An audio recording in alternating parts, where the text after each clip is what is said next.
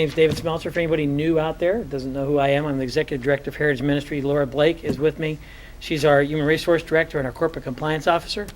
And this is one of our quarterly meetings, and everybody already knows we have some bad news, but we'll at least help you understand, hopefully, why we have some of the bad news, and you might not agree, but at least you'll hear it from us. Policy updates. Laura's going to spend a little bit of time talking about the time off request. That's what TOR stands for. That we've been working on and where we are with that process. Also going to share with you a proposed break policy. It's not much different from what we're currently doing. We just wanted to get it defined and get it written so that there is more consistency throughout the organization. Some things that are going to change in the way we process our payroll. And it's not really the way we process it, but the way the checks get all done and everything after we process payroll. And then Laura's going to talk to you a little bit about the Wellness Committee and the efforts and the first policy that some people are going to be bummed out about. I'll spend some time talking to you about organizational structure change that's already happened and it really doesn't impact you too much on a day-to-day basis, but long-term it's a good thing for us as an organization. And I'll spend some time telling you about where we ended financially 2011 and what we're looking at for 2012. And lastly, I'll finish up talking about Orchard Grove residents in the Woodlands and show you some pictures. He really is trying to get out by 4. That's why he's rushing like that. So, I'm calling this. What can I tell you? the policy updates that I have are really just some quick updates. The time off request one, I know we've mentioned in a couple different meetings in the past, and I just wanted to give you an update as to what we've been doing since our last meeting. Unfortunately, we haven't had a meeting because we really, between the open enrollment and the benefits at the end of the year, and then what I've been working on with this policy is that the committee itself did draft a copy of a policy and what we wanted it to look like, and we took it to the administrative team who then approved it. And part of that policy would be where the departments would determine how many people could be off on a given day within their department or within the unit or the job, whatever that it is each department would classify as being a bucket of time off. And then we would set up Empower to be able to know that this department can have this many people off at this given time. So we would have each employee put into whichever department that they belong to. So when you go into the Empower web entry and put in your time off request, it would say 2 people are allowed to have this particular day off and 2 people have already asked for it. Sorry, talk to your supervisor, see what you can do to maybe work with one of those people and switch those days if you really need it off. Or nobody's requested this day off, so you can most likely have that day off. They'll still approve it or get back to you, but you're pretty sure that if nobody else has requested it off that you would be able to get that day off. So I've received all of the numbers from the different departments as to what those would look like, and we're working on building that within the Empower system to set those up and get the employees moved into those individual departments. So we're still working on that piece. That takes a little bit longer, and we'll have more updates on that as it goes on. But I just want to let you know we still think it's very important. We're still working towards that. And hopefully the next meeting we'll have a even more update of rolling this out and how that will work. So any questions specifically on that? Okay. The policy update with breaks. As we mentioned, we really actually don't have a policy on breaks. We have some guidelines in some of the buildings, and we're not even doing exactly consistent within the facilities of break times. For those of you who aren't aware, legally, we do provide the half an hour unpaid meal time, your lunch time, if you work over 6 hours, and that's a law that requires that. There is no law, though, that requires break times and the amount of time that you have to give to take additional time besides your lunch. We obviously like to do that, and you need some downtime from what you're doing throughout the day. But there's no guarantees for that because, again, staffing and the residents and workload or whatever it is that's going on that particular day do have an impact on the breaks and when they occur and how they occur. One of the things that we are looking at is updating a policy, creating the policy that really outlines it a little bit more so that we can be consistent amongst all of the facilities. For those facilities that have 12-hour shifts, what they're currently doing, and this is pretty consistent, is that you do get your half an hour unpaid lunch, but they also get a 15-minute break prior to that and then a 10-minute break after their lunch or their meal break. So they get a total of 25 minutes throughout the shift, additional besides their lunch. If you are less than 12 hours, you get 20 minutes. So between 6 and 12 hours, you get 20 minutes, usually 10 in the morning, 10 in the afternoon. Less than 6 hours, but more than 4 is 10 minutes. And then less than 4 hours for a lot of our student positions, there are no breaks that we usually give during that time. So we're looking to finalize this. This is still in proposal, but most likely I don't see it changing that drastically from this. We will add some things to it about how we do breaks or what the requirements are, and that policy will be coming out soon. But we did want to let you know that the guidelines are going to be established, and this is most likely what they'll look like. So, any questions? Okay. The benefit updates that I have, and I know a lot of you took a couple of those papers that were sitting over there. You didn't have to, but if you'd like to, you can keep them. The first one is the AT&T one, and we did work with AT&T to provide a 22% discount off your personal cell phone. So if you have AT&T, in fact, after this last meeting, someone came up to me and said, I'm heading there right now. I'm going to get that discount right now. So if you have AT&T, you might as well. It's 22% right off your bill. Well, I was going to mention with Verizon, we've talked to them. This is one of the ones I don't even know what to say, to be honest with you, because we've talked to them. We don't have it finalized. Nobody's kind of gotten back to us, and I have Verizon, so I'm not saying anything negative about them, but nobody has gotten back to us. However, throughout the meetings this week, I've heard people tell me that they have anywhere from 6% to a 22% discount with Verizon because they've gone down there and asked, and they've given it to them. I don't know what company they're working for under Verizon, but they got a discount, so try. I've got a discount. Some people And say how much do 22. you have, just out of curiosity? I got 22 my last bill. You did 22% off with Verizon? You just 30? We need to find out who that is and tell everybody else what company that is. How could they give you 30 one time and 22 the next? I wasn't doing. No, I wouldn't either. And I'm not going to go saying anything. I'm just kind of curious. Huh? Did you have to renew your contract in there? I changed it from my husband's name to my name to get the discount. That's Showed him right. my badge, I gave him the ID number, and You need to go back down and find out why you're not getting See, and I've 22%. I got tomorrow off. I'm going to Verizon tomorrow. We're gonna I've figure out gone what's down going on. and they tell me we don't have a discount.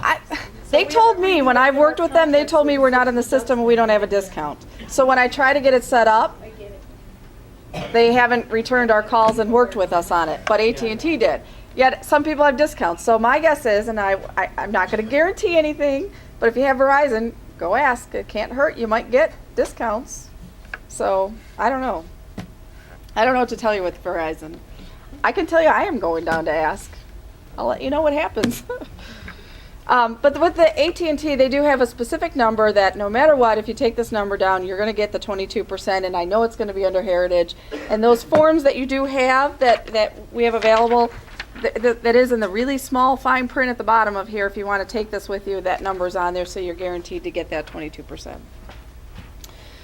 With Guardian, we also have, this is just another update with benefits that I just wanted to mention. We have Guardian insurance for our life insurance and our disability insurance.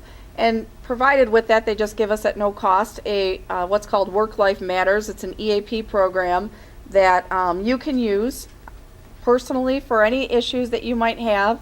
It's completely confidential. We actually do not see who calls or what you call for. It's just you personally calling this 1-800 number and talking to somebody who can get you in touch with a counselor, an advisor, somebody that can help you if you have any personal things that you need assistance with. The reason I'm bringing this up again is simply because we got a letter the beginning of March from Guardian saying that over the past year, since we started at January of 2011, we've had 3 employees that have contacted, and to be honest with you, I kind of forgot about it, so I thought, well, maybe everybody else did too. So it's a good idea just to put it out as a reminder. Again, it's a benefit that doesn't cost us money. It doesn't cost you any money. You call the 1-800 number. You tell them you're looking for some assistance with whatever topic. They'll get you the local people who are registered with this program, and you can call them directly to set up some appointments. A lot of times, your first so many appointments with them will be free. And then after that, you can go through insurance or pay or whatever that it is. But they cover a lot of different topics: education, college planning, financial aid resources, dependent care and caregiving if you need any assistance with that, legal and financial, looking at tax planning, credit and debt help, personal legal issues that you might have, will making, lifestyle and fitness, if you need counseling for anxiety, depression, divorce, separation, drugs, alcohol, anything like that that you want to get counseling, they'll get you in touch with someone. And again, it's completely confidential. So just another benefit just to put out there as a reminder that it is available. And these are also on the table on the way out if you want to take one. If you have one, you can keep it just in case. I have some in my office too. And Melissa has some as well if you need copies of them. So, any questions on the benefits? Okay. The next one is our payroll changes, and we are working with Paychex to assist us in the preparation of employee paychecks. We were actually first approached by ADP, who wanted to work with us, and usually we try to get a feel for who else is out there and what they offer as well, not just with the first company that comes our way. And we actually think that Paychex can do the same thing and very similar benefits to us, and it would actually be at no increased cost for us. It's pretty much a wash to work with them, and there's some added benefits that we would get by doing so. So we will be working with Paychex to assist. We've just started this process. In fact, I don't even think Melissa's had a call or meeting with them yet. We've just are working on some basic things. Don't have an effective date of when this will happen, but we do want to let you know it's coming, and we'll have more information down the road. What they will do, though, is they will be responsible for printing our paychecks and processing direct deposits every pay period. So what Melissa and Jamie do is they get payroll ready to go. They'll make sure that all of the new wages or bonuses or retros or anything that needs to be in the system is correct in the system, and then they'll get that all ready before they actually print checks. What they'll do with the paychecks is they'll get everything ready, and then they'll submit a file to Paychex, who will then print the checks for us. They will take the checks that they print and overnight it directly to Melissa. She'll get them all, and we'll distribute them just like we do in the facilities on a given payroll at the receptionist desk. So you won't see any change as far as how the paychecks are distributed or what you get. Well, it'll look a little different, but for the most part, it'll be the same. The Paychex will also print the W-2s. They will do our pay period and quarterly taxes for us.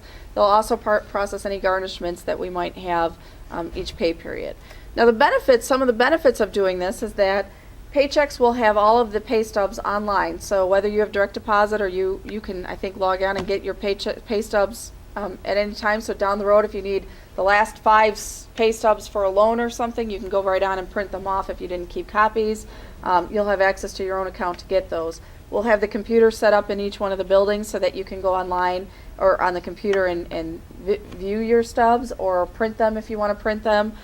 In fact, employees who have full direct deposits, meaning you don't get a check, it all goes into your bank account, you'll get the pay stubs for the first few pay periods just to make sure everything looks okay. You can read it, it looks like everything's in order. And then after a few pay periods, we won't be sending paper stubs anymore. You'll go online to view your stubs when you want to see them.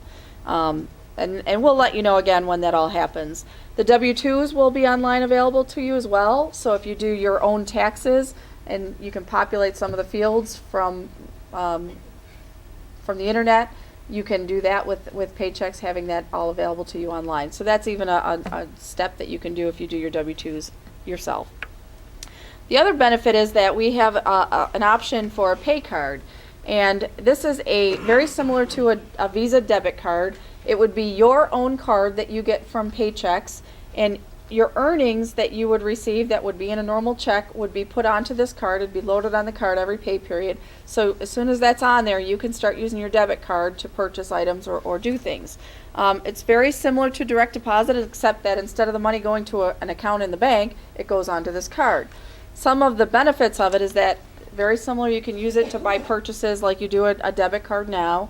You can get over-the-counter withdrawals, so you can get cash back if you want to just have some cash back from that. I know there's 4 free per month, and then a charge that we're working on, or we'll let you know what that is after. ATM withdrawals, there may be a charge for those. We're not sure if they all will be, or there's some free ones local that you can use. We're still working on that piece.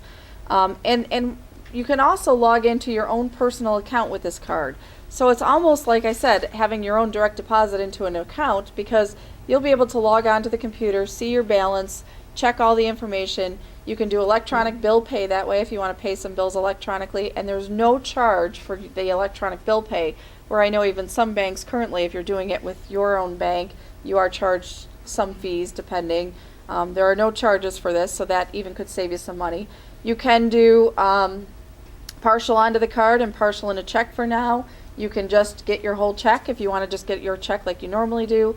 You can put it all on the card, or you can still do direct deposit into your bank. So it just gives you more options. If you don't have a bank, you can do it this way. It just gives more options for everybody to choose from. Any questions on the paychecks? You probably won't see much different. I mean, the checks are going to come and you'll have your money just as you normally do. Timing of the paychecks, though, could be different. We aren't 100% sure exactly what that's going to look like since we're still in the beginning. But what I'll say, two things is, right now we do if you work the night before, you get the paycheck the evening or the night before, you get that on Thursday, depending on when the checks arrive, because again, they process them and they print the checks and then they mail them directly to Melissa, who then has to get them separated into the facilities. Depends on when we'll actually distribute the checks. So in some ways, the pay card, as soon as it's loaded, you'll have it that night. Depending, we might not have the pay date until that Friday, when we normally have the pay date of Friday rather than the night before. But again, that's just based on delivery and how that works out. The other thing is we've tried always during holidays, and especially Thanksgiving holiday, we try to get the money to you on Wednesday, and our pay date is changed from Friday to Wednesday, so you have the money before Black Friday comes. With working with another carrier to process the payroll, we have to work with them, and we're not 100% sure that will continue to happen, which is another benefit to the card or direct deposit, because then you can actually know that money's going to be in there for the most part on midnight that night, Friday night, so or Thursday night, Friday morning, whatever it is. So you'll have that money available to you, so you might want to even look at that. But those types of things we'll iron out with them and get back to as we get the process going even more. So, any other questions? Okay, the last thing I have is just that our wellness committee, we've been getting together quite frequently, actually, lately, and one of the things we've been talking about over the past 6 months or so is smoking, and trying to assist anybody that's interested in quitting smoking. We know some employees smoke and are not even interested, and that's fine, but we have heard of a lot of employees that would like to quit, and so we're trying to find some ways to assist in that by getting products like the New York State Quits and getting some information from them to have products available, or to also have smoking cessation programs within even our facilities. That was our goal. We sent someone to a train the trainer to be able to let her do these classes in our facilities. Unfortunately, she went to that, and it really was geared more towards pharmaceuticals than it was for her. But we have a list that we're putting together. We've talked to some folks in North County and Dunkirk and Westfield, and we're working with WCA. We're trying to work with WCA to get a list of programs that are available if you're interested in quitting smoking, so that you can attend one of those. We're still hopeful, and we still would like to have somebody internally that we could bring in to our facilities, or that would be able to provide smoking cessation programs within the facilities. But we are going to continue just to put some efforts out there to help you if you're interested in quitting smoking. Saves you money, healthy, obviously more health reasons as well. So we'll be working on that. As we presented our work on the Wellness Committee's efforts, and as we talked to the Board of Directors about the fact that the Woodlands, our new development, we had planned to be a tobacco-free campus, the Board of Directors here at our most recent board meeting in February voted to create a situation where all of Heritage facilities will be tobacco-free campuses. They didn't set a date. We were asked to do that. So we picked a date, and we picked July 4th week, the Monday of July 4th week. For those of you who do decide you want to quit, it can be your independence from smoking. Certainly it's going to be your independence from smoking as much at work. You might not like that, but that's just the idea. We put that together for that. There are several reasons for that. One is we're kind of behind the times. A lot of other healthcare facilities in our community have already done this. A lot of public buildings, a lot of government buildings have already gone smoke-free. The campuses are smoke-free. The Board of Directors was pretty adamant that it was the best thing for our residents and for the co-workers of those who are smoking as well. And also, there's this potential issue that the Department of Health, with all this fire suppression system that's going on, that you're going to be starting at the end of this week here, they might not say we're fully sprinkled if we have smoking huts that aren't sprinkled, if they're close enough to the building. And we're not going to sprinkle our smoke huts. So we just said all those things together. The Board of Directors basically said we're going to be a smoke-free campus, tobacco-free campus, and told us to pick the date. One thing that we'll be doing is we'll be putting together some pretty extensive policies and procedures and communications relative to this, because this isn't just our staff, this is everybody. This is any visitor who comes onto our campus. They're supposed to be extinguishing their cigarettes or stop using their tobacco products when they come onto our campus. And so we'll be putting together policies and procedures so everybody's very well aware of what that means. One of the big parts of this is always the policing of this policy. And really as what's typically done is that we enlist all of you to police the policy, whether it's a family member or whether it's a coworker. And there'll be education on how to do that. You don't go up to somebody and use a pair of scissors and cut the cigarette in half or something like that, You say, hey, you might not be aware, we're a tobacco-free campus now, and so you need to extinguish that at this time, and keep that in mind in the future. But if they get, belligerent or something, you don't worry about it. So we'll train you on all that, exactly what to do and how to do it.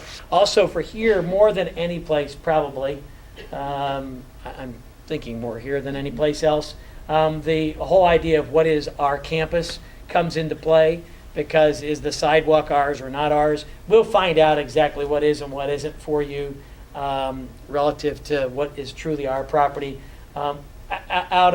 Without question, the sidewalk in front of Heritage House would be off limits because actually that sidewalk is ours. That cutaway there where that driveway is, the unloading and loading zone used to be the sidewalk. And so that's where the property line is, probably somewhere in that area. So, for obvious reasons, we won't want people smoking there. But we will let you know exactly where that is. In case you're wondering, the empty property across the street's ours too. So, just so you know. But the sidewalks, I don't know. We're going to find out. We'll let you know exactly what the sidewalks are. I'm just letting you know because, I could see a bunch of folks over there and guess what? Sorry, that's ours. So we'll let you know more about that, especially here, I think, than any place, so you know exactly where you can go. Cars are off limits, though. If they're in the parking lot, you can't smoke in your car. You want to park down at the church or out on the street, you can smoke in your car. But in our parking lot, you won't be allowed to smoke in your car. Hey, we might have solved our parking problem here. Yeah, there you go. Didn't even think of I didn't that. thought of that, but hey.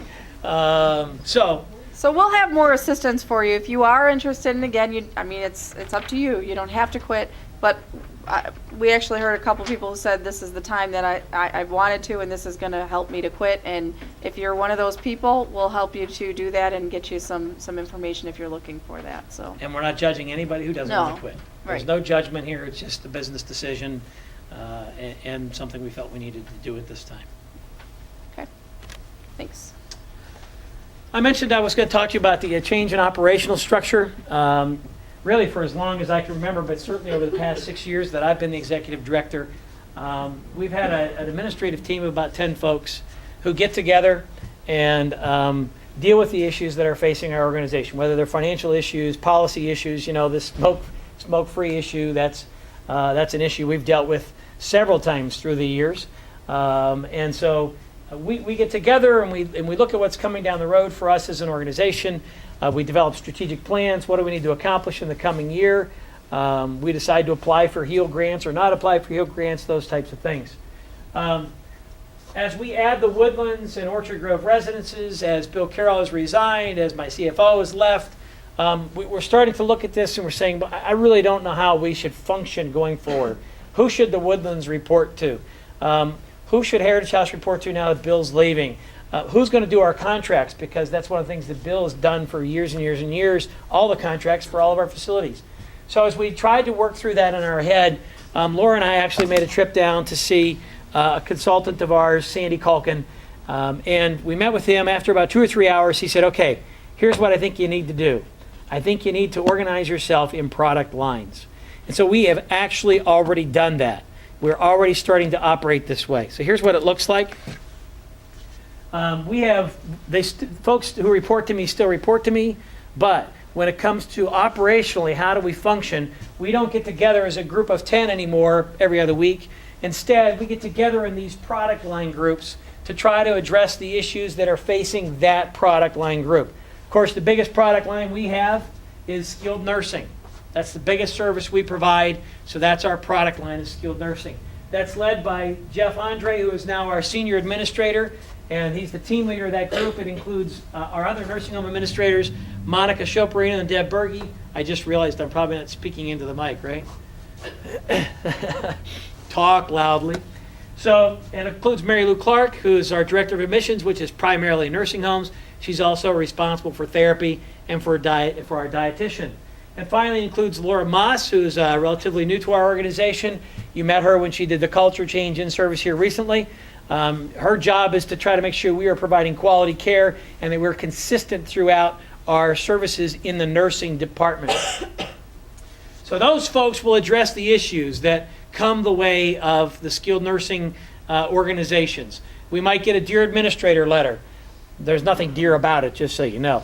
But we might get a Dear Administrator letter and it says, you now have to report expected resident abuse using this electronic system. Well, instead of each one of them going out trying to figure out exactly how we're going to do it, or we need a policy or whatever, they're going to get together and they're going to figure it out together. If there's an issue facing one of our facilities, we're going to talk about it a little bit later, that we're going to be downsizing beds at Heritage Green as a result of our HEAL grant. And instead of Heritage Green trying to figure out what that's going to look like in that facility, the team is going to look at it. So it's not just Monica and Sharon and the folks at Heritage Green. It'll be the entire team looking at it, trying to figure that out and seeing what that's going to look like. Senior housing team. We've got a retirement campus in Gary. Now we're going to have the Woodlands and Orchard Grove residences on Southwestern Drive. How's that going to work? Well, Doug Justum, our marketing and development director, is the senior housing team product line unit, our team leader, and it includes Becky LeBaron, who's our administrator on the campus, and it includes Sherry McCall, who's the administrator at the Woodlands, and it includes Sandy Algren, who's our who's our marketing and sales counselor. We say, how does that make sense? Well, because the biggest issue facing senior housing is filling the units. Okay? Everything else is pretty much easy going. The biggest issue is filling the units. That's why it falls under marketing and development. So that Becky used to be under Jeff. Now he doesn't have to worry about senior housing anymore. He can focus 100% of his efforts on skilled nursing. The other group is a support team. Those folks who report to me who don't fall into one of the product lines, but who serve all of the product lines. That would be Laura Blake, who just presented. It'll be Tim Morrison. It'll be Doug Justum and Sam Streffler, because we provide chaplain services throughout. And the final one is the finance team, because they're a very focused team. That's myself leading that team, along with Patrick Flaherty, who is an interim CFO. We pay him on a consulting basis for about 2 to 3 days a week. He's here too. He works more than that. But he's working with us. He's working with our Shelley Freilich, who is the kind of the accounting side of the finance team, the person who puts together the financial statements and makes sure that our bills get paid and recorded appropriately. And then there's Becky Smith, who's on the other side. She makes sure that bills go out and we get paid appropriately. And so that all that takes place. So their job is to make sure that everybody else is getting the money we need for the services we provide. The advantages to operating this way is that they're able to be more responsive to the issues that face our organization. Instead of 10 people sitting around the table talking about how to create a policy for this automated abuse reporting that you now have to do, it's 3 administrators, because that's who it affects. Okay? Or it's this issue at Heritage Green. Instead of the whole team focusing on that, just the administrators and Mary Lou and Laura Moss can look at that. If they need to focus on something that's got to do with therapy, they can call Mark Constantino. He can come in and sit down. If they need to talk about something that's going on in pharmacy, they can call Rich Whitford. He can join their team for a meeting. So that's kind of how that whole thing will work. One of the great advantages for senior housing is the new project, Orchard Grove Residences in the Woodlands. Instead of Sherry McCall having to do it all on her own, she's got a team that's helping her. And why not? Becky LeBaron's already an administrator of an adult care facility, so we already have policies and procedures in place. And Becky, when she starts looking at her policy and procedures, says, boy, they could be better. So Sherry's making them better for not just her, but for both of the facilities. So it's going to create a lot better ability to be responsive to issues. More consistency across the product line. We have 3 nursing homes. Would you believe one of the conversations the nursing home team has already had is who makes the beds in your facility? 3 nursing homes. How many different answers do you think we have? 3, maybe 4. Because one of them is, it depends what shift it is. Okay, so, but is that necessary to be consistent or not? It might not be something that has to be consistent, whereas other things might be beneficial for us to be consistent. And so this will help us. They'll decide. We want this to be consistent. We don't want it to be consistent. We'll be able to implement best practices with that as well. I shared with a couple of the earlier meetings that as we look at our financials for the coming years, big concern over how we're going to save money, how we're going to reduce costs, become more efficient. We have 3 different dietary departments. Of course, one of them has the lowest food costs per day, right? Somebody has to be the low one. What can we do to make everybody else be as low as the low one? Interestingly enough, with 3 different dietary departments, the one that has the lowest food cost is not the one that has the lowest staffing costs. Wouldn't it be great if we could have the lowest food cost and lowest staffing costs at all 3 facilities? We'd save over $100,000 a year. It's a lot of money, and you're going to see why that's important here in the not too distant future. They're also able to focus more on the strategic planning initiatives that we have. We sit down, we develop a strategic plan. Instead of all of us sitting in a room talking about everybody's strategic planning items and where are we, they're able to sit in a room and talk about theirs. Not senior housing talking about nursing home, not nursing home talking about senior housing, not finance talking about nursing home, finance talking about finance.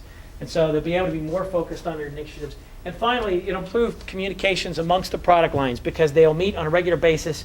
And instead of having to worry about that, do I bring this up in this group because there's 5 people who this doesn't even pertain to? It pertains.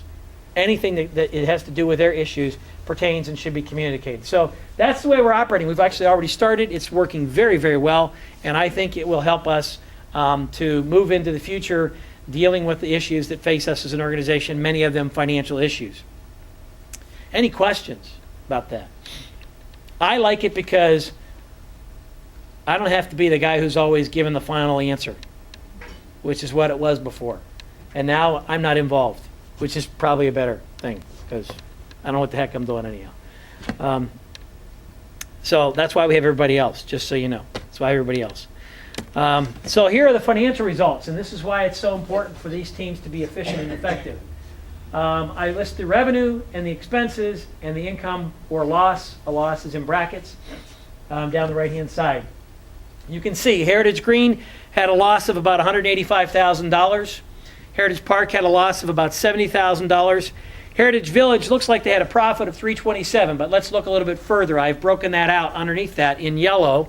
The nursing home itself had a loss of $80,000. The pharmacy, which is run by the nursing home, had a profit of $405,000.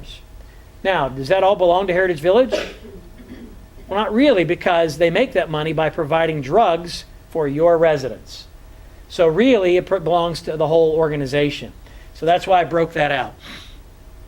Heritage House had a loss of about $200,000, and the campus had a loss of about $475,000. I shared before, the biggest issue on our retirement campus is occupancy. We're running about 85%. That means we have about 15 empty housing units. At an average of about $800 per housing unit, that's like $120,000 a year. Okay, so if we could fill those up, that would go a long way to solving part of our financial problems. And at Heritage House, we're looking at some things to try to resolve some of the losses there as well. We have a new director there, and we'll be working to try to provide a presentation to the board of directors for our May board meeting on what we think we should do to kind of make that place a little bit more operationally self-sufficient. So overall, we had a loss of about $615,000. You might say to yourself, well, are we in trouble? Right now, we're not in trouble.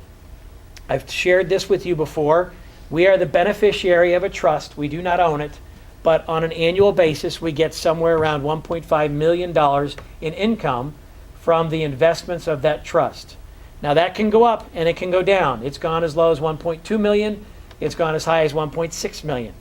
The way this year is starting, hey, we're hoping for a $1.6 million year. But we use that money in some cases to offset these operating losses. Okay, as I mentioned, it's $1.5 million. So now you're saying, well, that means we've got a lot of money. What are you doing with it?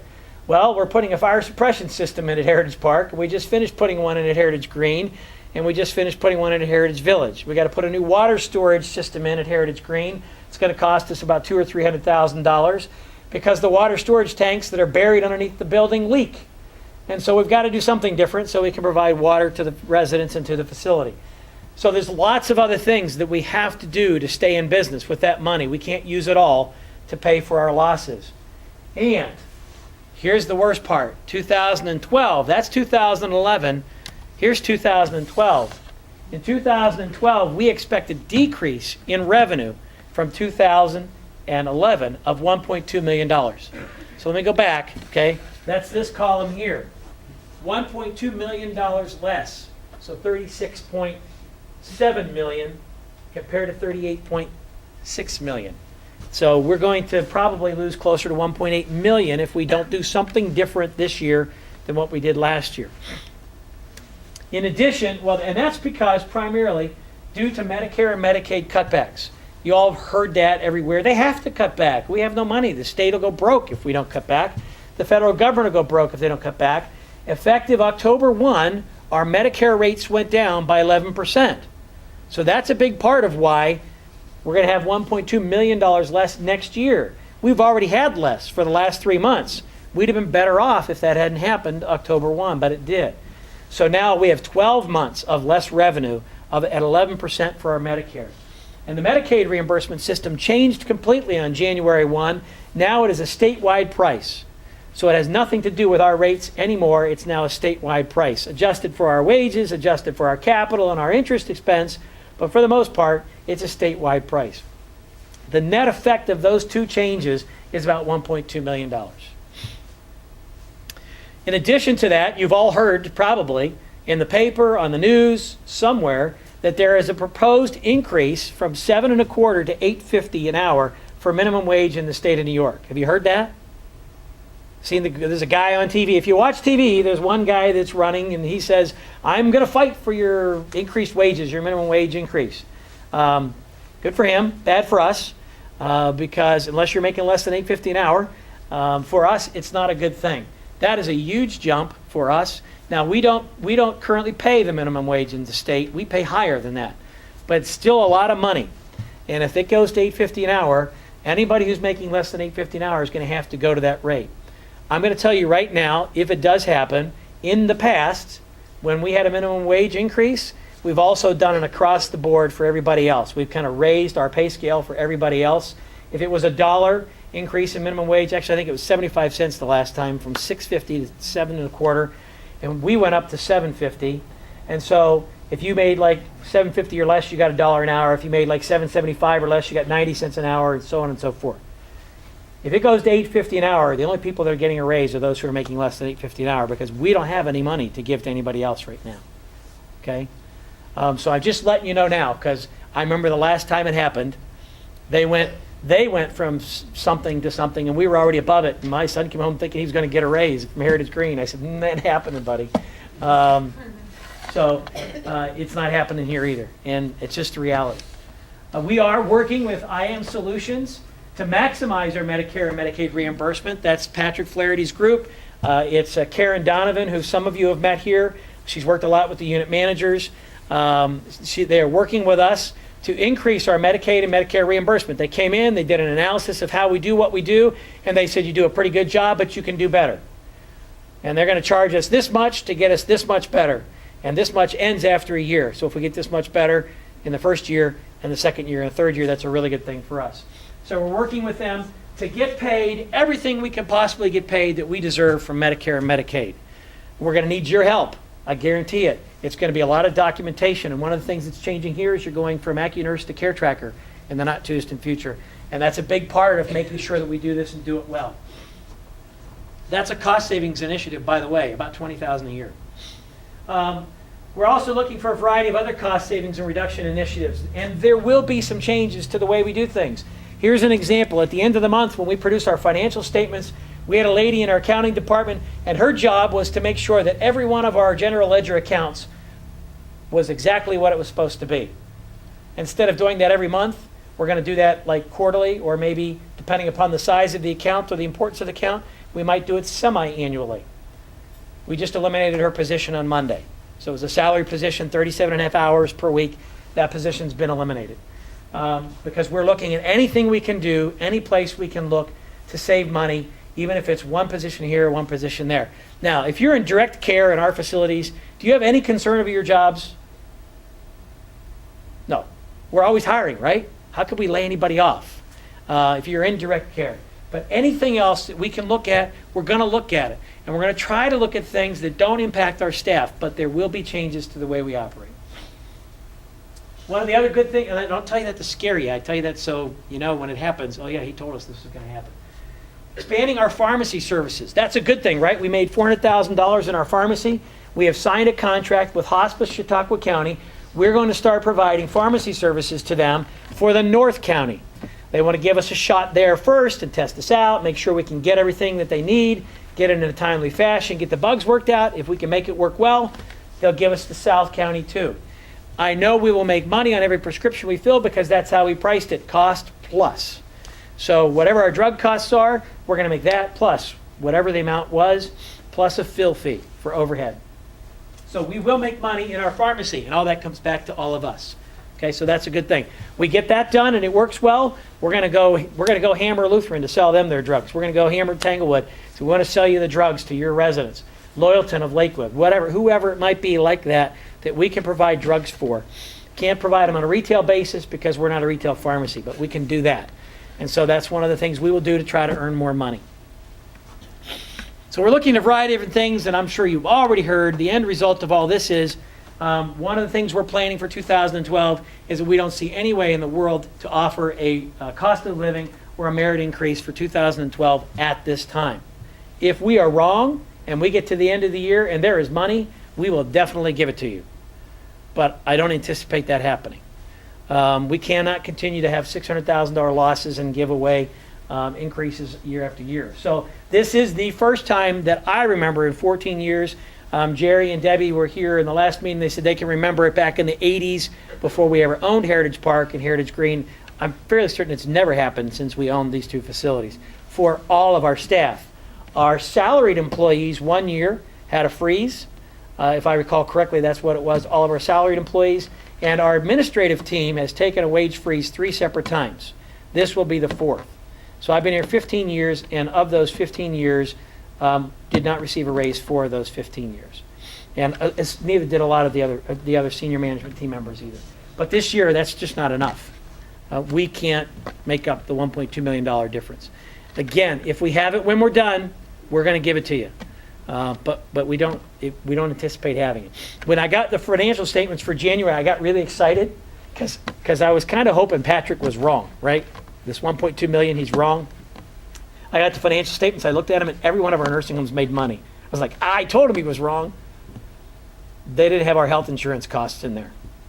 We lost money at every facility because our health insurance costs are anywhere between $300,000 and $400,000 a month.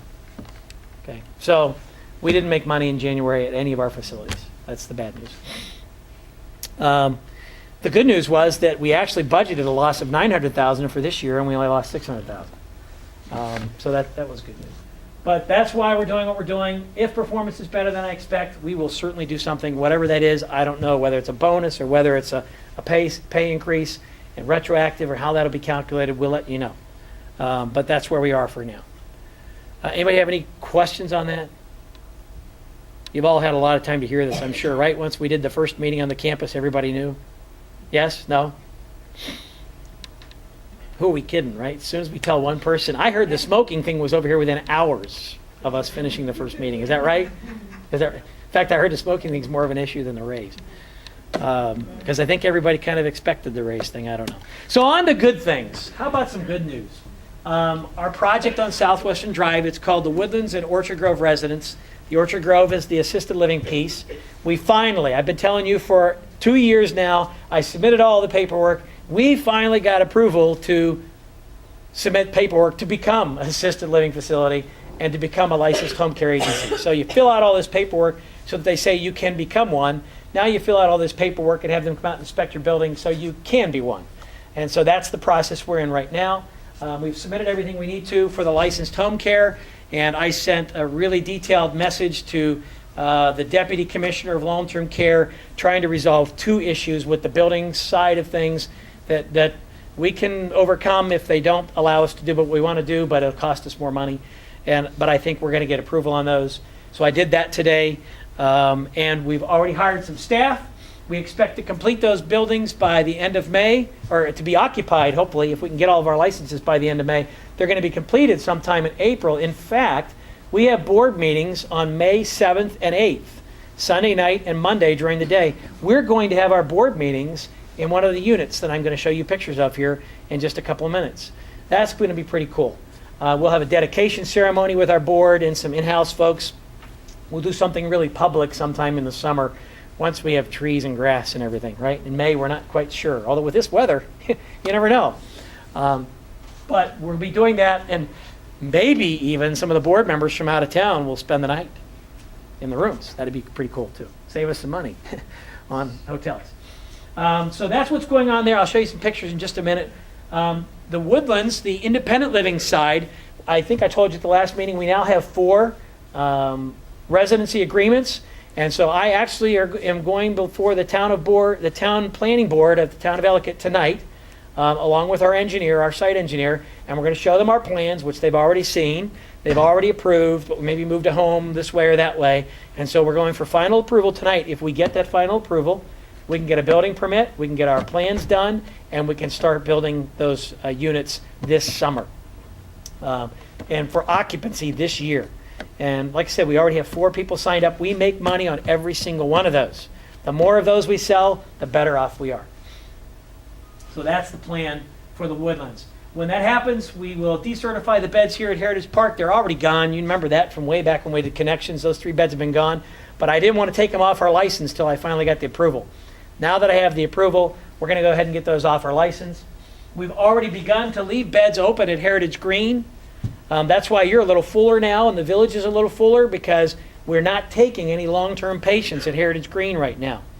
We have 16 empty beds on Lakeside and Parkside at Heritage Green. We get to 17, we can take the beds out of the system, and then we can start saving money. And we can reconfigure and we can reallocate staff. We're not going to reduce staff, we're just going to reallocate staff and start saving some money. When we reconfigure, we're going to do that in a household model, just like the households we're building at Orchard Grove. We're going to take the 84 beds that are left, and we're going to divide them up into groups of either 4 or 5, 4 groups of 21 or 5 groups of 16 or 17, and we're going to take empty rooms, we're going to open them up, and we're going to make a common living room, dining room, activity space for those residents. Have you been to the Green? You know that most of the folks there, when they take them to meals, they take them over that beautiful great room that we have. But that's a long walk, right, to transport somebody for meals? Wendy remembers, right, Wendy? Long walk to transport somebody for meals. If we put their meals out on the unit where they are, we just saved our staff time, and we just made it a nicer environment for them. Instead of going to this big dining room every day for meals, they can eat in a little bit more intimate setting, 16, 17, 20 people, certainly a lot better than 100. So that's one of the things we're going to do differently there when we do this. Won't cost a lot of money. It's just removing some walls, putting down some carpet or whatever, redistributing tables and some paint and stuff, you know. So it won't cost us a lot of money, but it's something that will make it a lot nicer there and better for the residents, better for the staff. Certainly go a long way to improving our culture change initiatives there. Any questions on that? So if I can figure out how to get this screen over to where I can make it go small again, I'll show you some pictures. Some of these aren't that great, but at least you'll get an idea, because I don't have any pictures of the living room and dining room because it's filled with carpet where it was. This is the kitchen, this is the living room, this is the corner of the living room, doors out to what will be a courtyard. Storage cabinets for activities, fireplace, TV up there is where that will be up there. This is the living room is to my left. This is resident space. Those are rooms at the end and on the sides. Again, the kitchen with the over the range hood, where the refrigerator will go there in a corner, and there'll be a warmer, a convection oven underneath that little island. This is the other hallway for the residence rooms at the end. You see that was a garage. Again, another picture of the kitchen. So we got lots of pictures of the kitchen. They're just interspersed. Again, that same hallway, the garage down at the end, resident rooms on the side where those lights are. This is outside building number 3. They took this picture because there used to be a big plywood door there, and now there's beautiful glass doors. And these things on the posts, that's just to protect them so the guys don't damage them. They'll go away. Sidewalks for this is building number 1. It's kind of a greenish color building. Building number 2 in the back is kind of a taupe. And building number 3 here, you see one of the doors there, that plywood thing. This is building number 3. It will open first. They have already begun laying carpet in there. So the flooring is pretty close to done in that building sometime by the end of the week. And the heat's on in all the buildings. Our new the heating systems are up and running, geothermal heat systems. So we're pretty excited about this whole process and looking forward to getting it open and getting you out there to see it whenever you want to come out and see it as well. Any questions or comments? I told you I'd get you done in under an hour.